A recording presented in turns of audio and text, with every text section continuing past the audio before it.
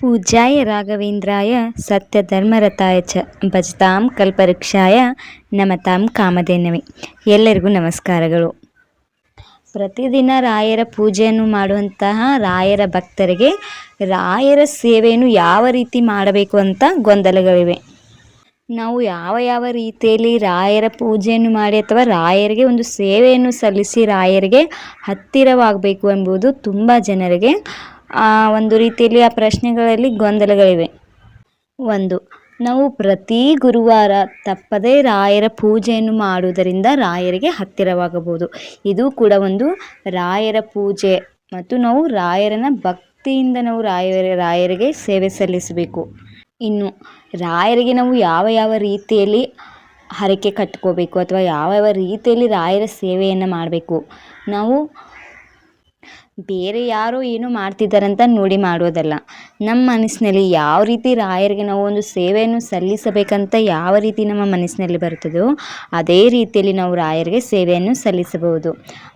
ಈಗ ನಾನು ಉದಾಹರಣೆಗೆ ಹೇಳಬೇಕಂದ್ರೆ ರಾಯರ ಮಠಕ್ಕೆ ಹೋಗುವುದು, ರಾಯರ ಮಠದ ಸುತ್ತ ನಾವು ಹೆಜ್ಜೆ ಪ್ರದಕ್ಷಿಣೆಯನ್ನು ಹಾಕುವುದಾಗಲಿ ಅಥವಾ ರಾಯರ ಹೆಸರಿನಲ್ಲಿ 4-5 ಜನರಿಗೆ ಊಟ ಹಾಕುವುದಾಗಲಿ ಈ ರೀತಿ ಮಾಡ್ಬೋದು.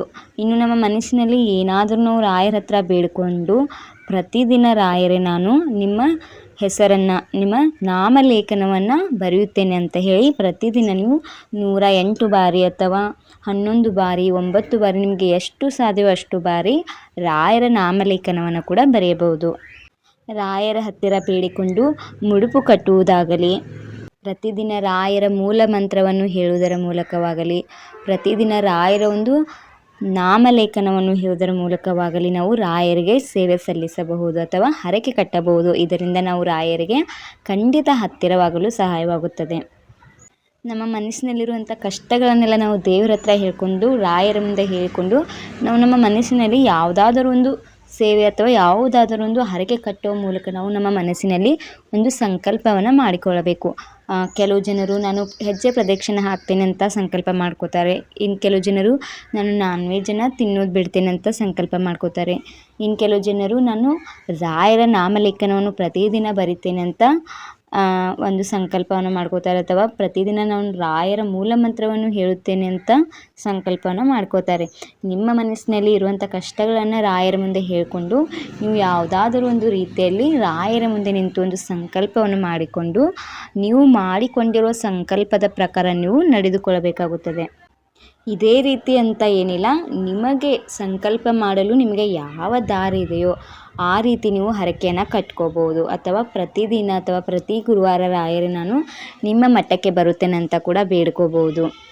ಎಷ್ಟೋ ಜನ ತಮ್ಮ ಕಷ್ಟಗಳ ಪರಿಹಾರವಾದ ಮೇಲೆ ಮಂತ್ರಾಲಯಕ್ಕೆ ಬಂದು ಭೇಟಿ ಮಾಡುತ್ತೇನೆ, ಮಂತ್ರಾಲಯಕ್ಕೆ ಬಂದು ನಿಮ್ಮ ಸೇವೆಯನ್ನು ಮಾಡುತ್ತೇನೆ ಅಂತ ರಾಯರ ಹತ್ರ ಬೇಡಿಕೊಂಡು ಎಷ್ಟೋ ಜನ ತಮ್ಮ ಸಮಸ್ಯೆಗಳನ್ನು ಪರಿಹಾರ ಮಾಡಿಕೊಂಡು ಜೀವನದಲ್ಲಿ ರಾಯರ ಒಂದು ಅನುಗ್ರಹವನ್ನು ಪಡೆದುಕೊಂಡು ಜೀವನದಲ್ಲಿ ಸುಖ ಸಂತೋಷವಾಗಿದ್ದಾರೆ.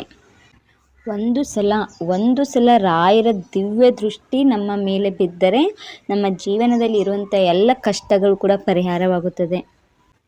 ಭಕ್ತಿಯಿಂದ ಶ್ರದ್ಧೆಯಿಂದ ರಾಯರ ಮೇಲೆ ಸಂಪೂರ್ಣವಾಗಿ ನಂಬಿಕೆ ಇಟ್ಟು ನಾವು ಅವರಿಗೆ ಸೇವೆಯನ್ನು ಸಲ್ಲಿಸಬೇಕು. ಪ್ರತಿ ಗುರುವಾರ ನಾವು ಎಷ್ಟು ಭಕ್ತಿಯಿಂದ ನಾವು ರಾಯರ ಪೂಜೆಯನ್ನು ಮಾಡ್ತೇವೋ ಅಷ್ಟು ಬೇಗ ರಾಯರು ನಮಗೆ ಅನುಗ್ರಹವನ್ನು ನೀಡುತ್ತಾರೆ.